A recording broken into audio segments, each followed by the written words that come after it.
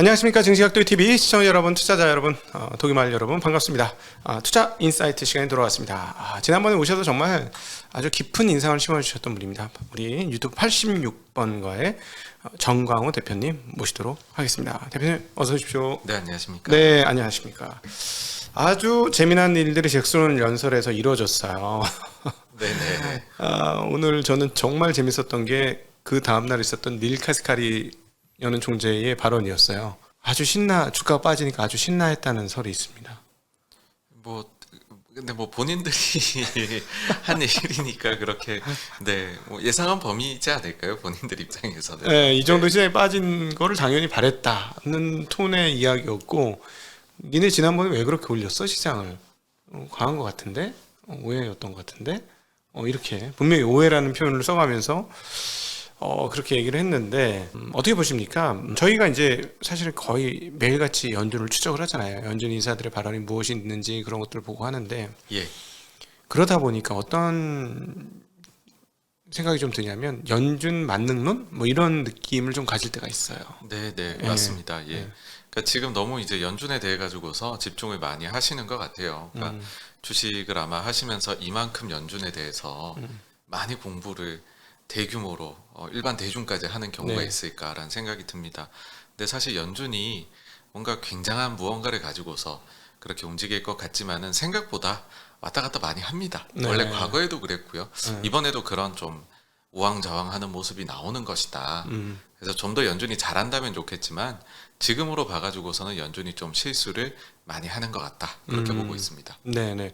그러니까 연준이 과거에도 실수를 많이 했고, 연준이 만능 열쇠가 아니었고, 연준이 원하는 대로 시장이 다 가는 건 아니었죠. 네. 예. 그래서 너무 이제 연준에 대해서 저희가 그냥 반신반의하셨으면 좋겠습니다. 네.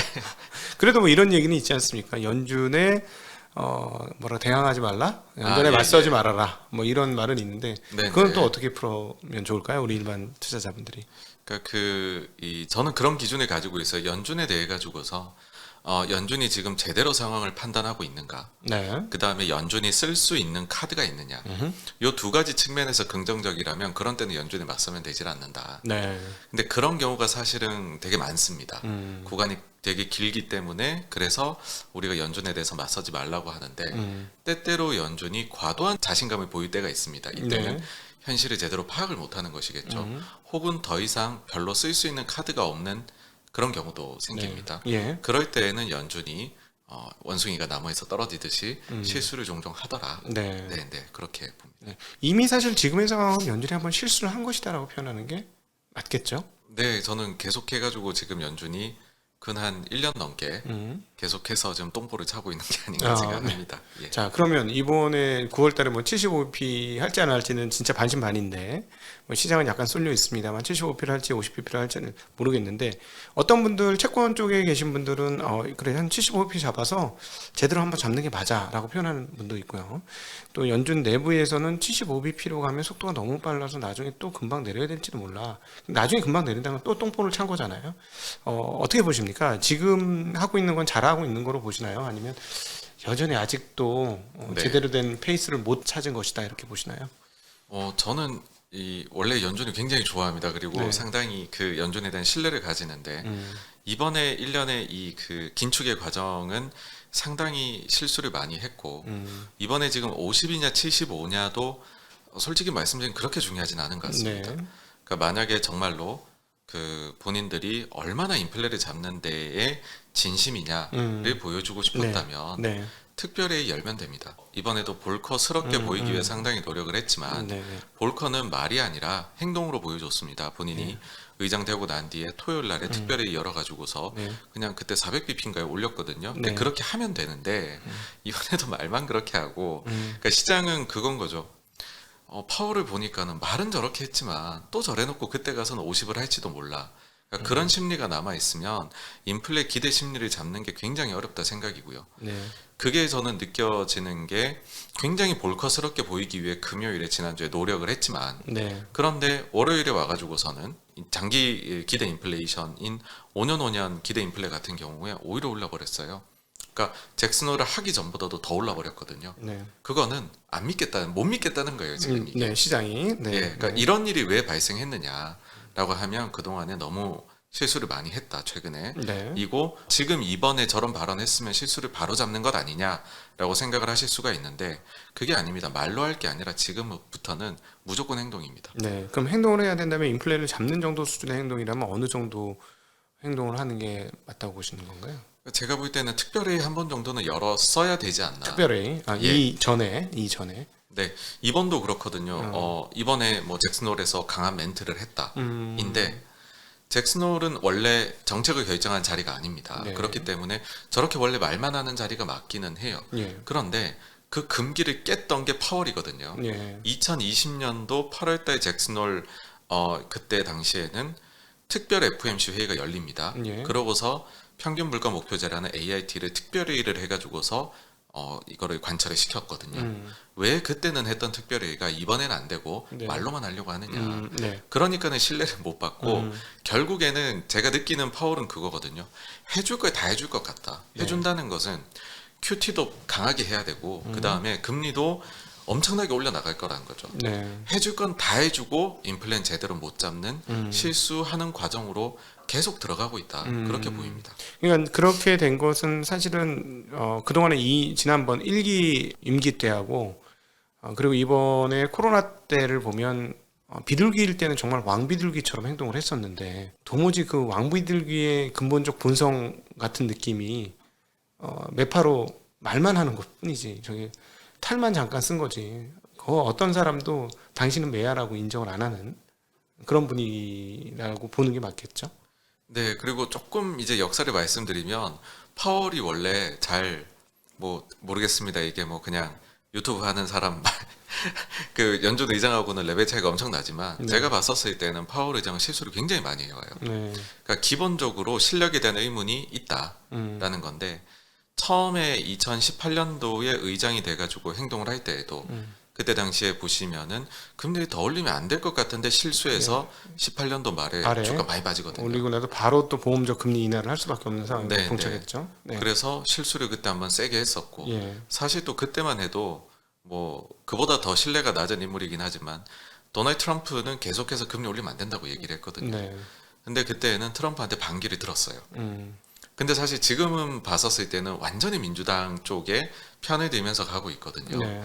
그래서 왜 그때는 정치권에 대해서 강단해 보였었던 사람이 지금은 보일 수가 없느냐라는 네. 생각 들고요. 그리고 의장이 되기 전입니다. 되기 전에 2013, 14 이렇게 해서 쭉 테이퍼링을 처음에 네. 요번 말고요. 테이퍼링 금융위기 이후 테이퍼링 해올 때도 그 당시 의장이었던 벤 버냉키의 회고록을 보게 되면 버냉키 의장이나 옐런 부의장 같은 경우에는 좀 비둘기적으로 요걸 좀 늦추자하는 생각을 가졌지만은 파월이나 이런 새로 들어온 멤버들의 경우에는 매파적인 성향을 보였다고 얘기를 하거든요. 네. 그거를 이제 설득시키기 위해 노력했다 이런 부분이 나옵니다. 그러니까는 이분에 대해 가지고서는 왔다 갔다 합니다. 네. 원래도 경제학 전공이신 분이 아니고 변호사 출신이죠. 변호사 출신이시고요. 네. 그래서 왔다 갔다를 많이 한다. 그러니까 근본적으로 의장에 대한 신뢰 자체는 시장이 생각보다는 연준에 봐온 사람들이라면 꽤 낮을 거라고 저는 봅니다. 네. 지금 말씀하신 거에서 지금 앞으로 연준과 정책 금리 간에 그리고 인플레 간에 가장 큰 위기는 파월 의장을 중심으로 한 지금 FOMC 인사들이 하는 발언들이 잘 먹혀들지 않아서 기대 인플레이션이 잘 못 꺾이는 게 가장 큰 문제다 이렇게 지적을 하신 것 같아요. 네, 맞습니다. 네. 그렇게 돼버리면 우리가 연준이라는 거를 지금 만약에 신뢰를 할 수 없어진다. 사람들이 그 말을 좀 안 듣게 된다라고 해버리면 기준이 사라지게 되니까 네. 시장이 제일 싫어하는 건 불확실성이거든요. 네. 그 불확실성을 연준이 만들어내고 있다 그렇게 봅니다. 오히려 만약에 그렇게 되면 결국 시장은 이거 인플레이션 계속 날 거고 저 사람들은 뭐 매파라고 아무리 외쳐봐야 매파 아닌 거고 그러면 주식시장이나 자본시장은 채권은 강세로 가면서 금리가 내리고 주식은 그냥 오르고 잭슨홀 연설 일주일 전에 있었던 그런 흐름이 언제든지 제기될 가능성은 있지 않을까요? 맞습니다. 그것도 충분히 가능합니다. 네. 그러니까는 지난 7월 FOMC 때 보면은 연준은 완전히 비둘기 피봇하는 것처럼 네. 파월 본인이 그렇게 이야기를 했거든요. 그렇게 이야기해서 랠리를 이끌어 놓고 이번에 또 말을 바꾸는. 그러니까는 이제 그렇게 되면은 말씀해주신 대로 저렇게 봤자 비둘기일 거야 하고 랠리를 좀 가다가도 불안해지는 거죠. 저 양반이 또 무슨 얘기할 줄 모르는데 네네. 와가지고서 또 잭슨홀처럼 찬물을 끼얹으면 어떻게 해? 그러니까는 랠리 자체가 굉장히 뭐 정말로 좀 건전하게 뭐 다지고 간다 이런 느낌보다도 내일은 어떻게 될지 모르는데 하는 생각을 가지고서 사람들이 투자를 하게 되는 거죠. 네네. 그러니까 그런 불확실성 요인들이 어쨌든 계속 지금 생겨나는 게 네. 뭐 신뢰의 문제이다. 예. 그렇게 봅니다. 지금 그러면은 그 어떤 분들은 기업의 실적이 아직도 살아 있고 현재 추세가 유지되면 그걸 반영시킬 수 있는 기업들은 일정 수준 조정을 받았으니까 다시 고고하는 게 맞다라고 보시는 분도 있고 또 어떤 분들은 우리가 생각하는 것보다 인플레이션이 훨씬 더 심하기 때문에 끌려가듯이 금리를 올리다가 금리가 너무 올라서 경기가 침체가 올 수밖에 없는 상황에 이를 것이다라고 보시는 분으로 이렇게 좀 패가 갈려요. 네. 미국 시장을 보시는 분들은. 네. 네, 어떻게 보시는지 궁금합니다. 제가 볼 때는 뭐 그렇게 해서 지금 증시가 오르냐 내리냐를 떠나서 실적만 놓고 봤었을 때는 저는 뭐 각종 좋지 않은 요인들이 실적의 절반 정도가 2분기 실적에 반영이 됐다고 보고요. 네. 3분기에는 이게 전부 반영되지 않을까. 그래서 2분기보다도 3분기가 실적이 더 안 좋을 것 같다. 예. 그리고 4분기까지도 그게 묻어 나올 것 같다. 그렇게 생각을 합니다. 미국 시장 기준으로. 네네. 기준 금리 수준이 어느 정도 되는지 여부가 결국 핵심 아니겠습니까? 그래서 지금 말씀하신 거로 따지고 많은 뭐 채권 기반에 계신 분들이 하시는 말씀, 빨리 금리를 올려버리고 3.75나 뭐 이렇게까지 그냥 쫙 올려버리고 네. 그냥 쭉 기다린 다음에 인플레이션이 안정되면 그때 이제 뭐 내년도 중후반 넘어서 금리를 내리고 가던가 뭐 이런 얘기를 하는데 지금 두 가지 질문이 있습니다. 여기서 중립금리를 도대체 지금 왔다리 갔다 중립금리가 계속 왔다리 갔다리예요. 중립금리를 네. 어떻게 볼 것이냐 여부와 그다음에 미국 경제가 도대체 기준금리 몇 %까지를 받아낼 수 있을 것인지 여부. 이게 굉장히 어려운 것 같아요. 그래서 그냥 맞추라는 얘기가 아니고 네. 정답을 말씀해달라는 얘기도 아니고 그냥 뭐 이거는 다양하게 궤정이 나올 수밖에 없잖아요. 현장의 상황들에 따라서. 그래서 우리 정 대표님은 이 부분에 대해서 어떤 생각을 가지고 있는지 궁금합니다. 사실 연준에서도요 금리를 올려나갈 때 어디까지 올리면 좋은지를 모르고 올립니다. 그렇겠죠. 올리다 보면 여기서 내가 더 올리면은 경기에 정말 큰 타격을 주겠는데 싶을 때 멈추거든요. 그러고서 얼마간 안 지나면은 보통의 경우에는 침체가 옵니다. 네. 이게 확률적으로 한 7-80% 정도가 과거에 금리 인상기 때 있었던 일인데요. 네. 그러니까 이번에도 사실은 얼마 올릴지를 모르고 지금 시작을 했고 그래서 뭐 결론적으로는 지금 아무도 모르고 가고 있다. 네. 인데 연준이 얼마나 이걸 몰랐는지를 한번 일단 예를 들어 드릴게요. 작년 말 경우에 369 12월 달에는 이제 미래 경제 예상표까지 내거든요. 점도표하고 이제 연준이 FOMC 할 때 내게 되는데 그때 당시에 보게 되면은 금리를 2022년도에 3에서 4회 정도 올릴 것으로 네. 점을 찍었습니다. 네, 맞아요. 근데 지금 이제 200bp 이상으로 올렸는데 네. 그러니까 저는 연초부터 생각이 그거였거든요. 차라리 처음부터 200bp를 올려라. 이거 계속 끌려가면서 올릴 것 같다. 그럴 거면 처음에 딱 올려놓으면 사람들이 와 되게 진심이구나. 그러면은 기대 인플레는 꺾일 것이다. 네. 인데 지금은 75bp, 75bp, 50bp, 다음도 75 이런 거는 굉장히 크게 올리는 거거든요. 사실. 엄청나죠. 네. 그럼에도 불구하고 기대 인플레가 계속 올라간다라는 거는 이거는 좀 뭔가 생각을 해볼 필요가 있는 것이죠. 네. 근데 고민이 될 수 있는 게 연초 대비해서 경기 모멘텀을 엄청나게 꺾여버렸습니다. 네네. 지금 침체냐 아니냐를 연초에는 아무도 침체 걱정 안 했거든요. 네네. 침체 여부를 걱정하는 상황에서 만약에 뭐 이거 진짜 나의 엄청난 매파성을 보여주겠어라고 해서 200bp를 올린다. 이거는 침체를 본인 손으로 완전 그냥 만드는 도장을 거다? 찍어버릴 수가 있죠. 네. 그거 얼마나 부담스럽겠습니까? 네. 그게. 그러니까는 시기 자체를 쓸 수 있는 본인들 카드가 많았는데 엄청 놓쳤다. 네. 그래서 저도 지금 솔직히 말씀드리면 그래서 너라면 어떻게 해가지고 이 위기를 타결해 낼 건데 네가 만약 의장이면 어떻게 할 건데 라고 하신다면 솔직히 모르겠습니다. 네. 그러니까 그냥 좀 운이 좋기를 바라는 수밖에 없지 않을까. 네. 작년 12월인가 11월 달에 그런 얘기 했거든요. 그 더들리라고 전 뉴욕 연은 총재했던 분인데 희망은 전략이 아니다. 네. 연준이 지금 보니까는 어떻게 하면 잘 숫자들이 인플레하고 다 내려올 수 있겠지라는 희망을 가지고서 그냥 너무 비둘기적으로 정책을 결정하는 것 같은데 희망은 전략이 아니다라고 네네. 했는데 지금도 그렇습니다. 약간 좀 어쨌든 이렇게 하면 요 정도로 숫자들이 내려올 수 있지 않을까라는 희망을 가지고 있는 게 아닌가. 예. 네. 네. 그래서 중립금리가 어떤 분은 3% 수준까지 얘기해요. 옛날엔 2%냐 2.5%냐 여기서 놀던 중립금리가 계속 올라오고 부분 있어요. 저는요. 나중에 또 침체 오면 네. 급격하게 떨어질 그렇죠. 거라고 생각하거든요. 상당히 그 심리적으로 영향을 많이 받는 것 같아요. 이 중립금리라는 게. 네, 네. 네. 그래서 저는 이제 인플레라든지 아니면 금리라든지 이런 거를 보실 때 제가 만약 저한테 뭐 하나만 딱 보라고 한다면은 지금 유가거든요. 네. 물가 요소에서 에너지가 차지하는 비중이 10%가 안 됩니다. 그러니까 그 자체에선요. 근데 네. 이게 미치는 파급 효과가 크고 사람들이 또 원유 자체를 유가를 보고서 본인들의 물품의 가격을 결정하는 경향들도 있다라는 것이죠. 그렇죠. 그래서 유가가 만약에 여기에서 움직이게 된다.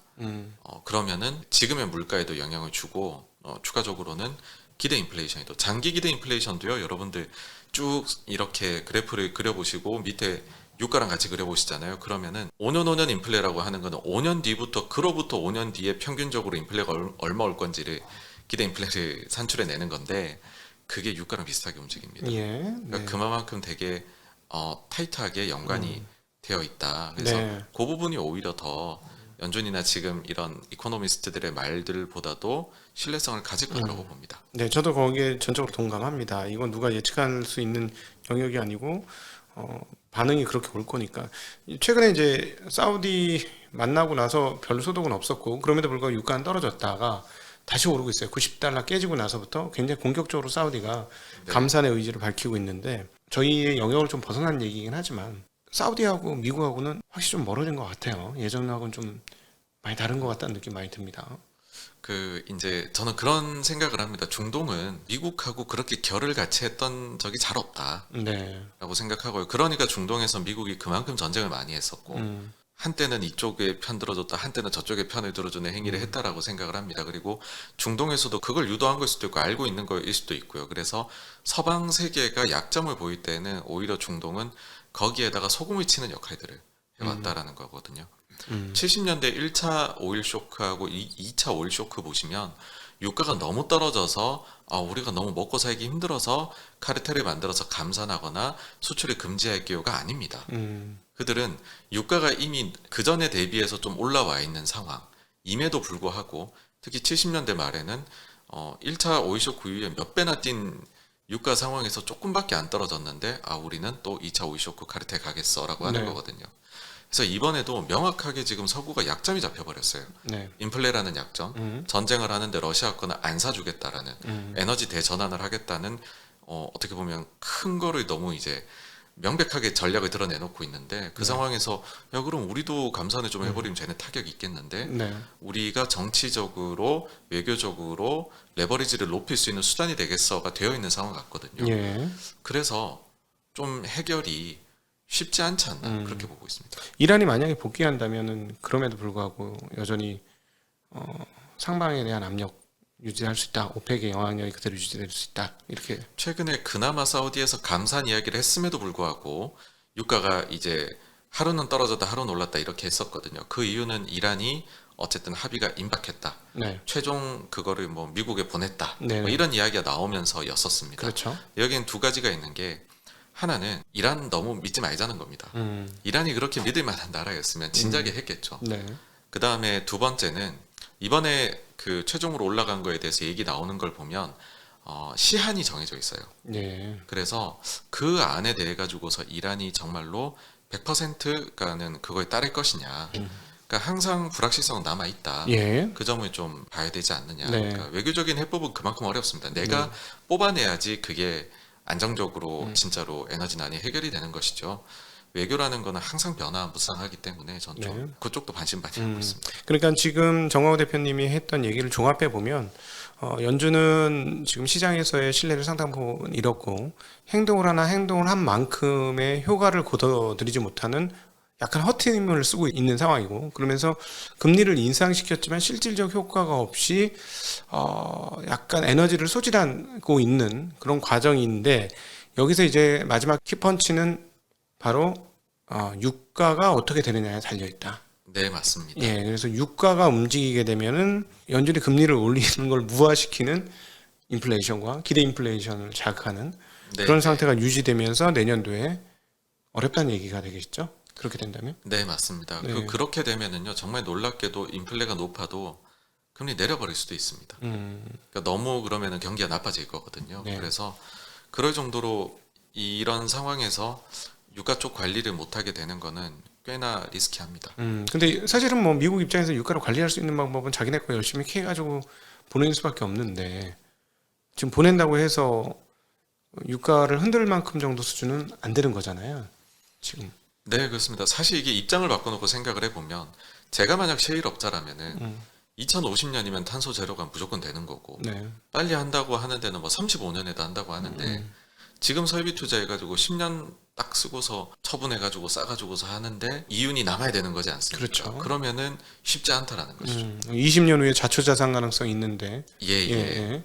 예. 심지어는 지금 드릴링하고 이런 모든 것에 대해서 철강 뭐 강제라든지 모든 것들이 코로나 이전에 비해서 다 많이 올라 있는 상황에서 네. 이게 과연 가능할 것이냐라고 하니 사실 뭐 많은 분들께서 바이든에 대해 가지고서 바이든이 쉐일을 막았다 개발을 이런 말씀들도 하시는데 일정 부분 초기엔 그런 건 있었지만 그 뒤에는 그렇진 않았거든요. 네. 근데 그럼에도 불구하고 쉐일 업체들은 지금 우리가 과연 이게 투자를 하는 게 맞느냐라는 근본적인 의구심이 있고 이거는 큰 틀에서의 시대 변화입니다. 네. 그래서 이거를 과연 어떻게 해결해 줄 수 있느냐라는 측면에서는 쉐일이 드라마틱하게 늘기도 어렵지 않나라고 생각을 합니다. 자, 그러면 앞으로는 시장의 가장 큰 변수로 유가를 감안해서 시장을 보는 게 맞고, 유가가 막 고공행진해서는 일단 초기에는 올해나 뭐 내년 초까지는 연준은 어쩔 수 없이 금리 인상하는 카드로 대응을 할 것이고, 유가가 계속 고공행진을 하면. 네네. 예, 그리고 내년 후부터는 유가가 떨어지지 않는 상황에서 인플레이션이 유지가 되면 이도 저도 못하는 상황들에 봉착할 수도 있다. 네네. 그 이제 뭐 최악의 시나리오로 간다면은 네, 최악의 시나리오. 네네네. 그럴 가능성도 있다라고 생각을 합니다. 근데 이제 그 많은 분들이 이제 그 실질 그 인플레이션 높다고 할 때도 지금 미국은 보니까 고기값이 거의 2배 올랐다는 거예요. 고기값이 2배 오르고 네. 뭐 휘발유 가격도 굉장히 뭐 3달러 하던 게 갤런당 5달러 하고 있고 막 이런 상황이라서, 그리고 뭐 맥도날드도 뭐 요즘 팁을 받는답니다. 맥도날드가 15% 팁을 받는데요. 네네. 그런 재미난 상황인데, 그럼에도 불구하고 올해 고공행진을 인플레이션을 했기 때문에 작년 연말부터 올해 연말부터는 확실하게 인플레이션이 전년 대비로는 상당히 떨어진다. 그렇기 때문에 괜찮다. 그렇게 인플레이션 고공 안 한다. 구조적으로 그렇게 될 수가 없다. 이렇게 얘기하시는 분이 상당히 많은데 네네. 이 부분에 대해서는 어떻게 생각하시나요? 사실 이게 기저가 높으면은 그 뒤엔 네. 떨어지는 게 정상입니다. 그러니까요. 계속해서 엄청나게 높은 인플레가 연속적으로 일어나진 않습니다. 그것도 사실이에요. 네. 그러니까 70년대, 80년대에도 인플레가 세 차례 높아지는 구간이 있거든요. 그러니까 그렇다라는 거는 올라갔다 내려갔다 올라갔다 내려갔다를 10여 년에 걸쳐 가지고서 했다라는 것인데, 그런데 이 부분을 엮어 가지고서 미국의 GDP에서 큰 거는 소비니까 네. 소비랑 엮어서 하나 말씀을 드리면 네. 사실 이게 내려갈 때가 더 무서운 때입니다. 그러니까 그게 무슨 말이냐면 최근에 증시가 한번 많이 빠졌었다가 그 뒤에 랠리를 펼쳤을 때 그때의 동인을 찾아보자면 첫 번째는 가솔린 가격이 그때부터 빠지기 시작을 했었고, 네. 두 번째는 미국 소매 판매가 잘 나왔었어요. 네. 가장 최근 때 말고 그 전 달게요. 그러고 연준이 비둘기 피봇을 해준 거를 바탕으로 해서 강하게 반등 랠리가 나왔던 거라고 생각을 네. 합니다. 근데 소매 판매가 그 다음에 나온 걸 보니까는 MOM으로 늘어나는 게 없어요. 네. 왜 없냐 보니까는 그때도 나올 때 어떤 논리들이 있었냐 하면은 그냥 단순히 인플레에 따른 명목의 증가밖에는 없는 것 같다. 실질적인 증가가 없는 것 같다. 네. 였는데 최근 월에 나온 CPI가 MOM으로 제로였지 않습니까? 0.0. 네. 네. 그러니까는 소매 판매도 제로가 나와버리거든요. 네. 그러면은 만약에 사람들이 정말로 원하는 대로 인플레가 조금 내려가는 그림이 어쨌든 전년 동기로 내려가고 그런 거 아니냐라고 하면 소매 판매도 숫자가 그렇게 내려가는 걸로 음. 나오게 될 것이다. 인플레와 더불어서 같이 내려간다. 예. 지금 그게 굉장히 엮여 있거든요. 음. 그렇게 되어 버리면은 우리는 이제 결국은 주식을 할 때 기업을 가지고 기업을 보고 주식을 하는데 네. 기업들이 그러면 성장이 안 나온다. 아니면 여기에서 비용 요인들은 반영이 뒤늦게 되기 시작해 가지고서 탑라인 그로스는 없는데 미들라인 바텀라인이 깨진다. 그러면 이게 제일 안 좋죠. 그러니까 오히려 차라리 인플레가 오고 있을 때에는 어쨌든 비용 반영은 재고들이 그 뒤에 것들이 계속 들어오거든요. 차라리 초기는 괜찮습니다. 근데 이게 정말로 단순 다른 효과 없이 아무런 실질적인 부분 증가 없이 명목만 어떻게 빠지게 된다라고 하는 거는 솔직히 말씀드리면 꽤나 무서운 이야기입니다. 지금 이 말씀을 좀 일반 투자자분들을 위해서 조금 더 풀어서 말씀을 드리면, 우리가 이제 인플레가 안정되는 걸 바라는 것은 공급 쪽 측면에서 공급 가격이 높아진 게 내려가면서 인플레이션이 안정되는 걸 바라는데, 지금 말씀하시는 미국의 소비가 줄어서 인플레이션이 주는 거는 수요 위축에 의한 인플레이션이니까, 그거는 가동률도 떨어지는 거고 기업의 이익과 매출도 떨어지는 거로 일어나는 인플레 하락이라서 네, 결코 네. 좋은 모습이 아니다라는 네. 설명하시는 거고요. 네, 그렇습니다. 예. 네.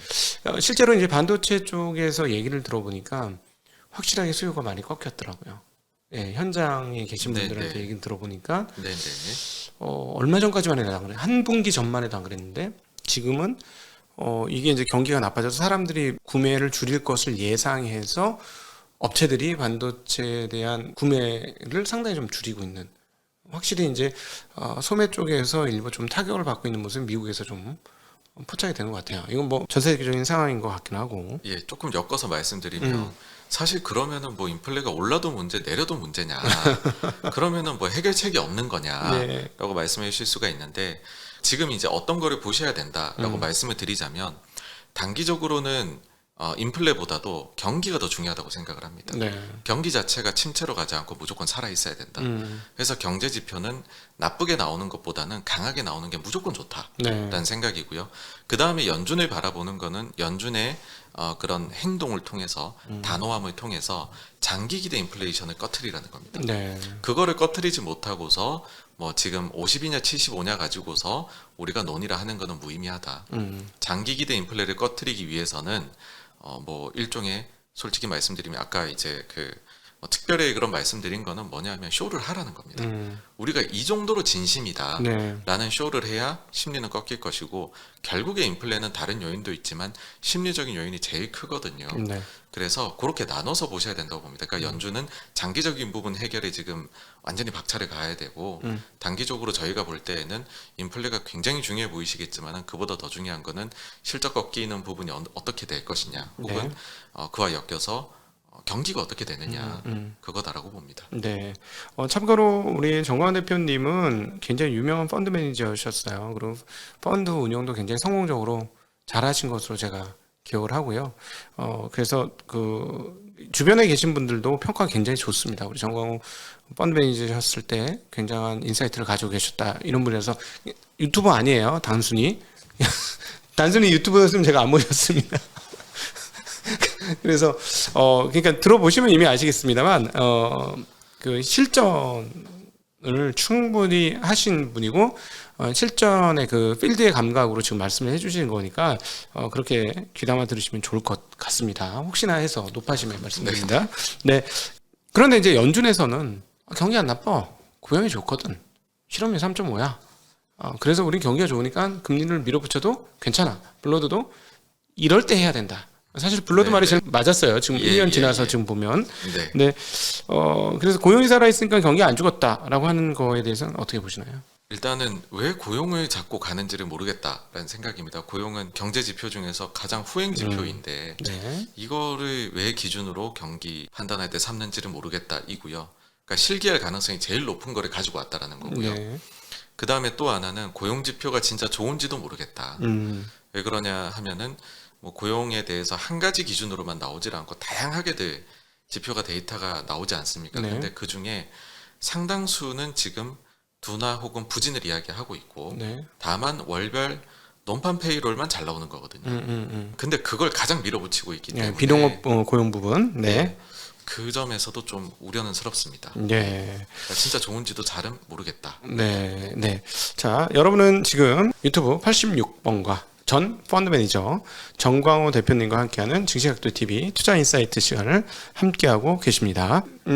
집중적으로 우리가 연준에 대한 문제점에 대해서는 저도 충분히 공감을 합니다. 자, 그러면은 기업들 중에 이제 빅테크 기업들이 일단 그 빅테크 중에서 현금 흐름이 없는 성장주들은 빼고 네, 성장주들은 어쨌든 저는 금리 오르면 굉장히 어려울 거라고 봐요. 네네. 네, 그렇게 어려울 거로 보는데 빅테크 업체들은 삶의 패턴과 방식을 많이 바꿔줬기 때문에 만약에 우리가 생각하는 뭐 인플레이션과 경기가 하강한다고 할 때 과연 피해를 당할 것이냐. 진짜 그 코로나 때도 피해 당할 거라고 했는데 오히려 더 뽑아 먹었고 지나치게 뽑아 먹었기 때문에 그거 되돌리면 할 것 같고 천하무적의 모습을 보여줬는데 어떻게 생각하십니까?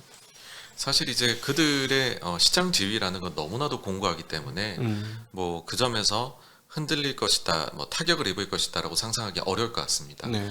다만 근데 그 기업들도 결국에는 추가적인 성장을 이뤄내야 될 텐데 그 추가적인 성장이 네. 미국 내에서는 좀 떨어져 갔고 미국 외에서 얻어갔던 것 같아요. 네. 그런데 사실 미국만 보게 되면은 뭐 경제가 그렇게 나쁜가라는 생각도 듭니다.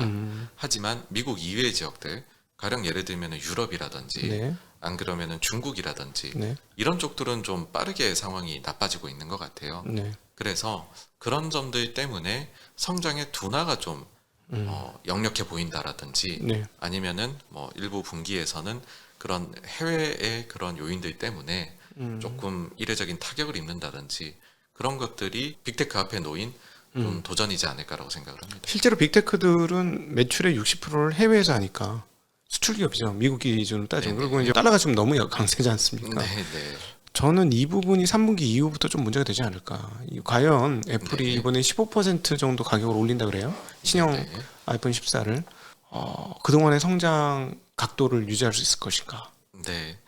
그 사실 이제 마이크로소프트가 지난번에 가장 최근에 실적을 발표하기 거의 한 달 전이었던 것 같은데 가이던스를 하향을 했었죠. 그때 네. 이유로 든 게 달러가 너무 강하다. 네. 였는데 그때보다 훨씬 강해졌거든요. 네. 네. 그래서 제가 볼 때는 또 그런 발표를 한번 하지 않을까라고 생각을 합니다. 네. 그리고 또 말씀대로 계속해서 이런 지배력이 있는 기업들이 가격을 올려왔었고 또 다른 예로는 테슬라 같은 경우도 가격을 많이 올렸지 않습니까? 네네. 최근에도 또 FSD 관련해서 가격 인상을 발표를 했는데 저도 정말 궁금합니다. 어디까지 과연 그럴 것이냐? 소비자가 네. 이걸 받아들일 거냐. 지금 모델 3를 제 지인 중에서 코로나 즈음에 시작할 때 즈음에 예약을 걸었는데 아직 못 받았는데 심각하게 고민을 하더라고요. 네. 나오자마자 파는 게 남는 장사 아니냐. 예. 앞자리가 이제 차값이 너무 많이 달라졌다. 앞조시가 두 두 번 올라갔죠? 올라가니까 5천만 원이 지금 한 7천만 원대 중반까지 예. 올라갔어요. 그러니까는 파는 게 맞지 않느냐라는 생각을 할 정도라면 과연 어디까지 갔을 때 그 충성스러운 고객들이 기꺼이 지갑을 열 것이냐 그 포인트에 지금 근접해 가지 않을까 그 친구가 그런 이야기를 할 정도면요 그런 생각도 들긴 합니다만 근데 또 모르죠 저희가 이거는 함부로 판단할 문제가 아니더라고요 이 팬덤은 어마어마하더라고요 팬덤은 예, 어마어마하죠. 근데 저는 팬덤은 아니에요. 차가 그걸 두 개나 갖고 있지만 네네 팬덤은 아니거든요. 근데 이제 전기차로 넘어가겠다 이거는 뭐 개인적으로 확신이 들어요 타면서. 근데 개인적으로 주식하는 사람 입장에서는 팬덤이 될 수가 없다. 네네. 저는 그렇게 생각해요. 주식하는 사람은 팬덤이 되면 안 된다. 근데 네네. 한국의 문제점은 주식하는 사람이 팬덤이 돼가지고 네네 본차를 산 게 아니고 주식만 샀는데 팬덤이 돼서 이거 참 이게 좀 문제가 있다. 전혀 다르잖아요. 저희들이 느끼기에 네네 계속해서 고점이 올라오면 물량 나올 것 같지 않습니까? 그 지금 사실 뭐 어떻게 들리실지 모르겠지만 코로나 이후의 랠리 그리고 그 이후에 반락하는 과정들이 이거는 펀더멘탈 쪽으로 뭐 순환론으로 보시는 분이나 혹은 기술적인 차트를 가지고 보시는 분이나 똑같이 말씀하시는 게 굉장히 클래식하게 오고 있다라는 거거든요. 이번에도 하락할 때 하락해서 반등해야 될 때에서 반등이 나왔고 200일선은 못 뚫을 거 아니 200일선에서 부딪히고 내려오고 그 다음에 이번에 50일선 부근간 반등 나오지 않을까 하니 지금 반등이 나오고 있는데 네. 너무 클래식하게 흘러오기 때문에 뭐 더 드릴 말씀이 없습니다. 이거는 진짜 네. 정말 그냥 교과서 딱 예전에 아주 오래된 주식 교과서 보면은 그대로 너무 흘러가서 네. 진짜 이렇게 가도 맞는 걸까라는 생각이 뭐 계속 아마 그분들은 드시지 않을까 생각합니다. 네, 네. 다시 이제 빅테크 기업들로 넘어가서 저는 빅테크 관련해서 우려하고 있는 거는 광고 시장이에요. 빅테크 기업들 중에 중요한 기업들이 광고와 엮여 있기 때문에 네네. 구글이라든가 페이스북 뭐 이런 데가 네. 크게 많이 엮여 있고 이제 넷플릭스도 그것까지 엮으려고 하고 있는 상황인데요. 저는 광고 비즈니스는 좀 꺾일 것 같아요. 예, 이렇게 좀 네네. 다운이 된다면. 그러면 이제 빅테크들의 실적도 건드려지는 상황이 아니겠느냐. 물론 남의 거 뽑아와서 예를 들어 일반 뭐 신문이라든가 텔레비전 거를 얘네들이 네네. 가지고 와서 광고를 다 뽑아 먹긴 하겠으나 네네. 확실히 조금 영향을 미칠 것 같은데 그렇게 되면은 전반적으로 우리가 생각했던 빅테크 기업들이 약간 주춤할 수 있는 상황들 최소한 딴 건 몰라도 성장률은 꺾일 거 아닙니까? 코로나 네네. 상황의 성장률은 기대는 아니잖아요. 너무 지나치게 커졌으니까. 그럴 때 시장 전체적으로 지금 충격이 없을까? 이미 지금 한 30% 떨어졌다가 반등했는데 이게 다 네. 소화를 한 걸까? 이런 의문이 있는데요. 사실 말씀해주신 일이 이미 일어나고 있는 게 아닐까. 뭐 예를 들어 페이스북이나 뭐 스냅챗 같이 그 업계 내에서 경쟁력이 상대적으로 떨어지는 업체들은 이미 거기에서 좀 아유 우리 이게 부진합니다 이 사업이 예. 발표가 나왔고 그나마 거기서 리더십을 가지고 있는 업체들은 구글이나 이런 데는 좀 네. 상황이 낮고 그래서 결국은 또 돌고 돌아서 경제 지표가 잘 나와야 된다는 게 진짜 말씀해주신 대로 침체로 흘러가게 되면 광고 쪽이 가장 이거는 선행하는 산업 중에 하나여서 네. 말씀해주신 대로 거기에 영향을 받을 수밖에 없을 거다라고 보거든요. 네. 그래서 어쨌든 제일 중요한 것은 이거를 제가 정확하게 이렇게 될 거다 말씀드리는 건 아니지만은 그렇기 때문에 침체 여부가 굉장히 중요해진 시점이다. 네. 네, 다시 한번 말씀드리지만 경제 지표는 무조건 잘 나야 된다. 네네. 그러니까 여기서 말하는 경제 지표라면 뭐 제조업 지수, PMI 지수, 예예예. 예, 이런 것들을 말씀하신 건데요. 50 네네. 이상으로 나오느냐? 네. 네네. 뭐 소매 판매라든지 네. 모든 게 어쨌든 경제 건실하구나. 그렇게 잘 나와야 된다라고 봅니다. 네. 그래서 소비자 신뢰 지수나 이런 것들도 앞단에서 되게 중요한 역할을 하겠죠. 그러면. 네네 그렇습니다. 근데 그러면 소비자 신뢰 지수나 이런 것들 심리 지표들은 이렇게 금리를 올리는데 버텨낼 수 있을까요? 연준이 금리를 올릴 때 어디까지 가야 되는지를 모르고 이제 올린다고 말씀을 드렸잖아요. 그렇듯이 올려갔었을 때 과연 엄청난 미국의 경제가 체력이 어디까지 버틸 수 있을까? 그게 계속 확인해 나가는 과정 같고요. 네. 그리고 미국은 하여튼 그나마 그래도 여기에서 괜찮다. 다른 진짜 나라보다 문제는 다른 데들이 여타 사실 이미 지금 그렇게 진행되고 예, 있잖아요. 예, 예. 근데 그게 결국은 미국이 홀로 외딴 번영하는 섬이 아니기 때문에 네. 결국 이게 흘러 들어가서 미국 쪽에도 영향을 줄 수밖에 없지 않을까라고는 뭐 저는 그 가능성에 대해서 더 높게 생각합니다. 네. 그러면 정 대표님께서는 그냥 개인적인 의견이에요. 이거는 뭐 정답도 없고 네네. 연준 총재들도 모르고 FMC 그 연구 단체들도 모르는데 어느 정도 금리면 이건 조금 좀 어렵다. 투자하기 어렵다. 이건 좀 고민 좀 해봐야 되고 조금 시장에서 조금 한 걸음 떨어져서 고민을 해봐야 네. 될까? 어느 정도 금리를 그렇게 보십니까? 솔직히 말씀드린 지금 금리도 부담스럽습니다. 네. 원래 이렇게 예. 원래 이 정도로 비관 논자는 아니시잖아요. 아니 그게 아니라 네. 지금 금리에다가 네. 이제 대출에 보면은 가상 금리들을 다들 붙이죠. 대출 기관이 붙이는데 네. 뭐 그걸 보게 되면은 우리나라의 뭐 신용 대출이나 담보 대출이나 네. 혹은 미국에서 모기지 관련 대출이나 이게 금리들이 다들 지금의 기준금리하고는 상상도 못할 수준으로 위로 붙여버리지 않습니까? 모기지 한 5.8 됐었죠. 예, 예. 네, 최근에. 그러면은 지금에서 더 올리는 게 음. 그러니까 결국에는 버티기에는 이게 굉장히 높은 금리 수준이지 않을까 네. 뭐 그런 생각이 듭니다. 음. 그러니까 지금 자체도 높다. 다만 근데 그 영향이 좀 제한적으로 보이는 것은 올려나가는 속도가 너무나도 빠르다 보니까 네. 이거를 느낄 사이도 지금 적었다라는 것이죠. 미국은 3월에 처음 올렸습니다. 네. 그리고 이제 금리가 즉각적으로 반영되는 대출 상품들도 있겠지만 어떤 거는 분기에 한번 올라가는 것도 있을 것이고 장기로 고정으로 묶여 있는 것들도 있고 다 섞여 있을 거거든요. 그러면 어떤 분들은 이제 처음 올라간 금리를 느끼시는 분들도 계실 거고 아직까지 뉴스로만 느끼시는 분들도 계실 거예요. 네. 그래서 사실 여기에서 조금 더 올라간 수준으로만 해서도 1년을 쭉 간다라고 하면 과거 긴축 사이클 대비해 가지고서는 몇 배 빠른 임팩트가 있는 겁니다, 사실. 네. 네. 그러니까 우리나라에서 지금 먼저 이 부분들을 느낀다고 전 생각을 하는 게 우리가 먼저 올리기 시작을 했었거든요. 네. 그러다 보니까는 대출 받으신 분들 입장에서 이자가 늘어나는 게 눈에 보이는 것이죠. 그 부분들을 그럼 어떻게 하느냐? 지금 미국도 그런 것이 이제 시작이라고 생각을 하는데 바이 나우 페이 레이터 고객 중에 절반 이상이 자기가 기존에 빌린 거 차환하기 위해 가지고서 또 한다는 거거든요. 네. 그다음에 미국의 역대급으로 원래 이제 저축이 쌓였었다라고 네, 얘기하는데 맞아요. 엄청 많았는데 훅 떨어졌어요, 지금요. 네, 네. 예. 론 그로스는 또 어마어마하거든요. 그러니까 지금 네. 약간 그런 생각이신 것 같아요. 이렇게 올라가는 건 비정상이야. 이거는 아마 계속되진 않을 것이야. 뭐 말 들어보니까는 연준이 이러다가 금리를 내릴 수도 있다던데 내년이면 그러면은 잠깐 올라가는 상황에서는 나는 내가 소비하던 걸 소비하고 추가로 이자 내는 거는 잠깐 좀 어디 딴 거 빌려서 내자. 조금만 있으면 내려가겠지. 네. 라고 할 수 뭐 이야기하는 분들도 계실 거다라고 생각해요. 굉장히 다양한 사람들이 경제 주체에 모여 있으니까요. 그래서 이 영향은 계속해서 눈덩이처럼 이제 현실에 영향을 미치게 되겠죠. 네. 그래서 가상금리까지 붙은 금리를 생각하면 지금도 사실은 경제 주체들이 느끼기에는 상당히 높다라고 생각합니다. 저는 이제 그 지난 1년간 채권 시장을 추적을 하면서 이 채권 시장이 40년간 장기 강세를 보아오니 채권 시장이 항상 자기네 생각대로 채권 가격을 반영하는구나라는 걸 좀 느껴요. 그래서 네. 이번에 2.6 10년물 2.6%대를 기록해서 좀 이거는 말도 안 되는 황당한 상황인데 연말 기준 3.5% 하겠다는데 이게 2.6이 말이 돼? 이러면서 이건 좀 오해인 것 같아라는 생각을 했었는데 최근에 금리가 튀었는데요. 그럼에도 불구하고 도대체 왜 이럴까를 생각해 보면 그리고 증시도 마찬가지죠.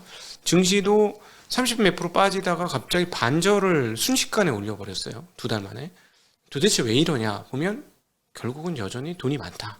금리는 올렸으나 미국의 돈은 여전히 많고 연준의 총 자산도 줄인다고 말은 했지만 이 꼬부라지는 속도가 아직 별로 그렇게 높진 않고 그리고 또 어떤 측면에서는 도대체 이걸 얼마까지 줄일지 답도 없고 그리고 돈이 많기 때문에 이런 반응이 오지 않았나 싶은데 그러면 9월 달에 950억 달러씩 돈을 빼겠다고 얘기한 상황인데요. 저희가 아직 경험하지 않았던 9월 달에 긴축 QT가 실행이 되면 시장의 경색이 한번 제대로 한번 오는 거 아닐까 하는 생각도 하는데 QT에 대해서는 어떻게 생각하십니까? 네네. 그 QT하고 엮어서 아까 이제 시장에 풀린 유동성 말씀을 해주셨는데 일단 유동성에 대해서 저는 유동성이 이제 많이 줄었다는 생각을 하거든요. 그게 느껴지는 게 거래 대금이 너무 줄었다. 네. 정말로 여기에서 바텀 피싱을 하는 프레시머니가 들어온다라고 하면은 이 정도 금액은 아니었을 것 같아요. 훨씬 많은 금액이 들어와야 되지 않을까라고 생각을 해서 그래서 기존에 있던 돈들에서 왔다 갔다 하는 부분이다라는 생각이 들고요. QT에 대해 가지고서는 아마 보시면은 지금 연준이 얘기한 것 대비해서 연준 총 자산액이 줄어든 속도가 느리니까 네. 그런 많은 말들이 나오는 것 같은데 연준은 하고 있습니다. 근데 기술적으로 그게 기록이 될 때 느린 것 뿐이에요. 네. 그러니까 연준은 목표대로 하고 있습니다. 그거를 오해하시면 안 되고요. 연준은 말한 대로 지금 해오고 있으나 우리가 총 자산을 봤었을 때는 적게 줄고 있는 것 뿐입니다. 그래서 9월부터 줄여나가면 이제부터는 또 기술적으로는 가속도가부터 보이실 수도 있습니다. 네. 그래서 그것도 또 오해를 하시면 안 되죠. 이 가속도를 붙여서 원래 950억 하겠다는데 더 하는 거 아니야?는 아니거든요. 아닌데 그렇게 보이실 수는 있습니다. 네. 사실 유동성이 저는 뭐 그렇게 풍부한지에 대해 가지고서 지금 좀 의문이 있어서 네. QT 자체도 뭐 되게 생명력이 길지는 않지 않을까라는 생각이 하다가 중간에 일단은 포기할 하거든요. 수도 있다. 예. 예. 네. 어. 사실 그랬습니다. 과거에도 금융위기 이후에 QT에 나가다가 너무 갑자기 이게 시장의 유동성 팍 마르니까는 낙Q이라고 해갖고서 갑자기 또 돈 뿌렸습니다. 네. 2018년에 쭉 줄이다가 제대로 못 줄이고 끝나버렸죠. 예. 네. 이번에는 재정을 풀었기 때문에 그 연준이 은행에다 돈을 뿌렸던 2008년도 이후의 궤적과 재정으로 돈을 뿌리는 궤적은 좀 다를 수 있지 않느냐. 그렇게 해서 나타난 게 인플레인 것 같아요. 그렇죠. 인플레가 나타났죠. 사실 지난 40년 동안 계속해서 인플레가 없었던 거는 디플레 거의 디플레였죠 오히려. 뚜렷하게 재정을 그렇게 풀지는 않았었거든요. 네. 근데 이번에는 너무나도 노골적으로 주머니에 돈을 꽂아줬었거든요. 그러다 보니까 현실에서 인플레가 발생하는 그걸 경험을 했는데 코로나 때 재정과는 다른 게 이번에 IRA도 보시게 되면 네. 돈을 풀겠다는 게 있으면은 이 재원 조달을 하겠다라는 것도 발표를 해버리거든요. 네, 근데 그렇죠. 코로나 이후 때의 부양책 때는 그런 게 없었습니다, 딱히. 네. 그래서 이거는 네팅을 해보면은 제로거나 마이너스일 수도 그렇죠. 있는. 네, 거의 제로예요. 저도 보니까. 예, 네. 예. 그래서 이제는 재정에 대해서 크게 기대하기가 어렵지 않느냐. 네, 그런 생각이 들고요. 그러니까 그 재정으로 인해서 인플레이션이 일어난 것까지는 맞는데 재정으로 인해서 경기가 계속 호황을 유지할 수 있냐 여부에 있어서는 이미 재정을 더 이상 풀 수 있는 여력이 없고 이번에 IRA를 통해서도 그것도 엿보이는 상황이기 때문에 재정에 의한 부스팅은 이제 거의 마무리된 것 같다. 네, 그렇습니다. 예, 네. 자, 여러분은 지금 우리 유튜브 86번가의 대표인 전 펀드 매니저 정가훈 대표님과의 대담을 듣고 계십니다. 증시각도의 TV 투자 인사이트 시간입니다. 끝으로 이제 한국 이야기 한번 네, 네. 해보시면 어떨까요? 네, 네, 한국 네. 얘기 좀 해보도록 하겠습니다. 자, 한국은 뭐 저는 이제 별거 아니라고 생각하는데 환율이 장난 아니에요. 네, 일단 환율 얘기부터 한번 해볼까요? 환율은 어떻게 네, 생각하시는지. 네. 만약에 뭐 진짜로 글로벌 경제 침체로 간다면 이보다도 더 환율은 올라갈 것 같다라고 생각을 합니다. 네, 근데 이번 환율은 원화만의 문제는 아니지 않습니까? 네, 그렇습니다. 그러니까 사실은 뭐 이번에 하는 총재도 이거는 뭐 옛날 같은 상황이 아니다 이렇게 표현했는데 그러면 지금 뭐 거의 이제 1,300원 중반을 돌파하려고 하는 이 시점에서 이것이 뭐 위기나 이런 걸로 보시지는 않으시나요? 우리보다 상황이 나쁜 데들이 너무 많습니다. 그래서 이게 저희는 중간은 하고 있거든요, 지금. 네. 문제가 생긴다면 우리보다는 다른 데들이 더 먼저 두 손 두 발 들이지 않을까. 네. 그러니까 우리도 아프지만 정말 아픈 데들이 더 많은 것 같다. 그렇게 정말 아픈데 이 말씀을 하시니까 갑자기 저는 일본이 떠올랐어요. 물론 체력도 좋고 당연히 견디겠죠. 근데 일본 엔화는 좀 다른 궤적일 수도 있을 것 같은 느낌이 너무 많이 들어요. 이번에 하루이코 총재가 잭슨홀에 가서 우리는 할 거 없다. 배째라 이런 느낌이 들었거든요. 전 그걸 보면서 일본 엔화는 어떻게 보십니까? 엔화의 변곡점은 아마 내년도 1분기지 않을까 생각을 합니다. 왜냐하면 구로다 임기가 그때 이제 끝마치게 되고 예. 이제 그분 나이나 이런 걸 생각을 했었을 때는 이제 뭐 그 은퇴를 하시지 않을까. 구로다가 원래도 행정 쪽에서도 일을 하다가 그 다음에 중앙은행장까지 한 인물이기 때문에 거의 여기에 브레이크를 걸 수 있는 사람이 없다라고 얘기를 하더라고요. 예. 근데 여기가 은퇴를 하게 되면은 이제 그때부터는 지금처럼의 뭐 YCC하고 이렇게 대범하게 하는 거는 종료가 되지 않을까 네, 생각합니다. 그래서 일반적인 정통 중앙은행 사람이 복귀를 해서 좀 네네. 정상화한다. 네네, 다른 나라와 비슷하게 움직이지 않을까 생각합니다. 네, 예. 그러면 엔화 약세는 만약에 중앙은행 요원들이 다시 복귀를 한다면 엔화 약세 흐름은 내년도에 이제 변곡점을 맞이할 수 있을 것이다. 네네, 그렇게 보고 있습니다. 예, 예. 한국은 작년 6월부터 시장이 꺾여서 1년을 넘게 시장이 지금 하락이었죠. 하락하고 나서 이제 바닥에서 횡보 국면에 지금 진입을 했는데 투자 오래 하셨잖아요. 몇 년도부터 투자하셨었죠? 저는 금융위기 조금 전부터 했었습니다. 그럼 2006년도 네네. 예, 이쯤부터 하셨는데 최근에 어떤 느낌이 드냐면 바로 그때 느낌 많이 들어요. 경기도 나쁜 것도 알겠고 뭐 미국도 네네. 문제가 되는 것도 알겠고 한국도 네. 뭐 산적한 문제가 있고 그래서 주가는 떨어졌는데 카카오라든가 무슨 크래프톤이라든가 하이브라든가 최근에 이제 아주 높은 가격에 상장했던 몇몇 기업들 덕분에 네. 지수가 별로 안 떨어졌어요. 제가 보기에는 어떤 네네. 측면에서는 지수가 버티고 있는 부분도 있는데 물타기가 되어서 근데 다른 업체들은 지수하고 상관없이 주가가 너무 많이 떨어졌거든요. 네네. 그래서 많은 제 주변에 이제 가치 투자자들은 풀로 주식을 사고 있어요. 네네네. 비싸지 않다. 예. 근데 뭐 불안한 건 알겠는데 비싸지 않다. 예. 여기에 대해서는 어떻게 보실까요? 저는 뭐 좋은 전략이라고 생각합니다. 네. 그러니까는 본인이 가치 평가를 하실 수 있고 싸다고 생각하면 네. 그거는 시기하고 그렇게 뭐 제가 워낙 이제 매크로에 대해서 요즘에 또 이게 화두다 보니까 예. 말씀을 드리는 것뿐이지 시장의 저점과 각 개별 종목의 저점은 차이가 나는 경우들이 꽤 있거든요. 네. 그래서 그 부분을 저는 물론 이거를 그래서 앞에 붙입니다. 경력이 많으시거나 훈련된 그런 분들이라면은 그런 지금 뭐 좋아 보이시는 종목을 매수한다. 그건 좋은 전략이다라고 생각을 합니다. 네. 다만 근데 사실 때 그런 생각은 하시겠죠. 이거는 언제든지 시장의 큰 변동을 내가 산 가격에서 겪을 수 있는 종목이다. 네. 나는 뭐 물론 그게 경험이나 이런 게 다 거기에 포함이 된 거겠죠. 네. 이렇게 봅니다. 정 대표님께서는 시장을 보실 때 바텀 기관에서 오신 분이에요. 바텀업을 예. 전문으로 하시던 기관에서 펀드 예, 매니저로 예. 굉장히 오랫동안 하셨고 성공적으로 경력도 쌓으셨고 했는데 사실은 지금 나오셔서 탑 얘기를 너무 많이 하셔서 네. 사실 조금 의외예요. 저는 네, 네. 왜냐하면 경력은 다 바텀업에 있었는데 네, 지금 네. 다 얘기는 탑다운 쪽을 얘기를 하시거든요. 맞습니다. 투자를 네. 하실 때 탑을 많이 보십니까? 바텀을 많이 보십니까? 그래서 제가 이제 유튜브를 할 때도 요거를 깔았습니다. 이야기를. 그러니까 뭐냐 하면은 보통의 경우에는 바텀업으로 보는 게 무조건 좋다. 네. 개인 투자자한테는 특히나 그게 훨씬 더 큰 기회를 준다인데 시장이 하락이 크게 나타날 경우들이 종종 있다. 종종 있죠. 네. 네, 그것도 하락을 한 세 가지로 구분을 하면 5에서 10%짜리에 언제든지 그냥 시장의 변덕으로 그거는 못 맞춘다. 네. 그 다음에 20% 내외짜리, 뭐 예를 들어서 미국의 신용등급 강등이나 아니면 남유럽의 부채 위기 같은 것들 네. 또 못 맞춘다. 네. 그런데 연준이 한번 크게 방향을 바꿔서 유동성 환경이 크게 바뀌는 소위 말해서 뭐 코스톨란이나 이런 사람들이 말하는 그 순환론 있지 않습니까? 네. 그런 거에서 좀 힌트를 얻을 수 있는 소위 말해 이건 30%짜리의 아주 이제 급락이죠. 그런 부분에 있어 가지고서는 과거를 좀 보면 꽤나 우리가 확률적으로 높은 확률로 그 부분에 대해서 우리가 좀 계산을 해볼 수가 있더라. 그러면 그때는 좀 조절을 하자. 네. 네, 그래서 그때를 위해 가지고서 연준에 대해서 결국은 그게 금리에다 달려 있는 부분이거든요. 네. 그래서 공부를 하자라는 것이고요. 그때를 제외하고는 그리고 뭐 이제 그 기간에도 계속해서 기본적으로 하는 거는 기업 분석. 네. 그렇게 말씀드릴 수 있을 것 같습니다. 시장을 어느 정도 보시나요? 그러면은 안 보지는 않아요. 뭐 사실 바텀 피싱하는 친구들도 시장을 네. 전혀 안 보는 경우가 조금밖에 없거든요. 안 보는 경우도 네, 있긴 네. 하지만, 네. 말씀드린 대로 지금 이제 30%짜리에 대해 가지고서 지금은 굉장히 우려가 있었던 것이고요. 그러다 보니까는 작년부터 한 중반 정도부터 했던 것 같아요. 네. 그 저희 유튜브에서도 말씀을 드렸던 게 이거는 조금 조심을 하셔야 된다.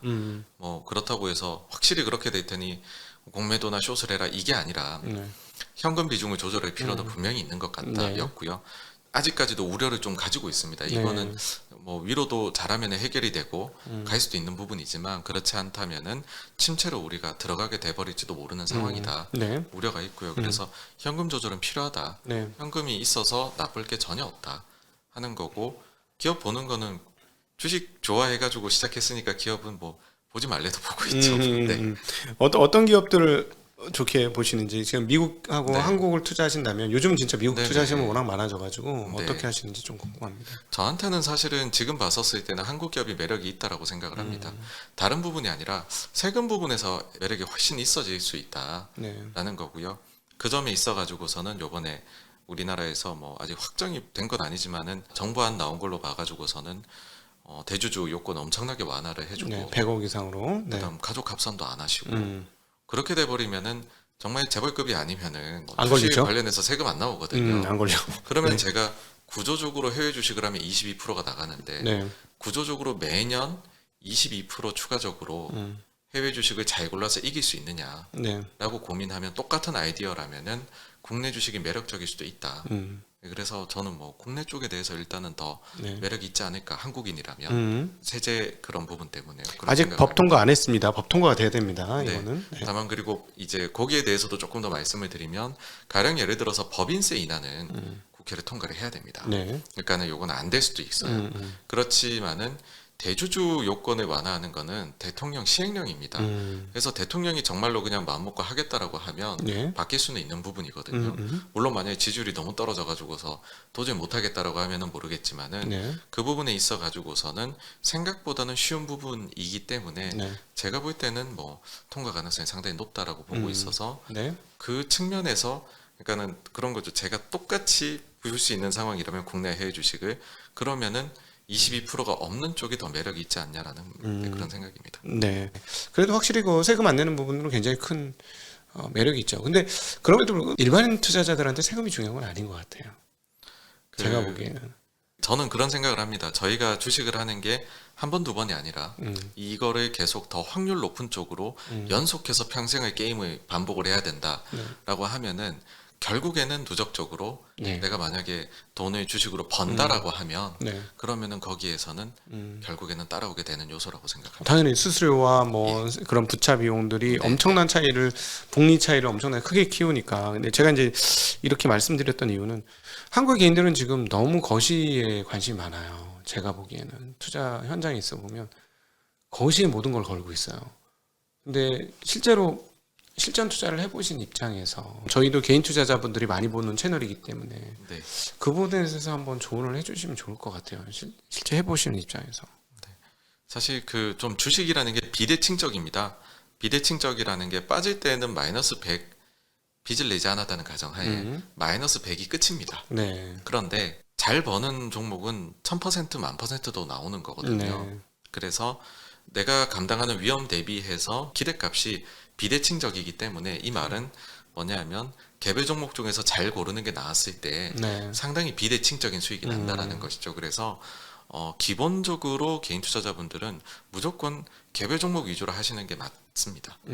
그게 장기 기대값을 높이는 데 훨씬 도움이 되십니다. 여기서 말하는 개별 종목이란 건 뭐 소형 주식을 하라는 말씀이 아니고 기업 분석을 해서 기업 투자를 하는 거지, 예를 들어 시장 전체를 사는 투자 무슨 ETF라든가 이런 거보다는 차라리 개별단 종목을- 하나하나 예. 하나하나의 기업을 분석해서 사시는 네, 게 네. 맞다, 이 말씀을 해주신 거죠. 네.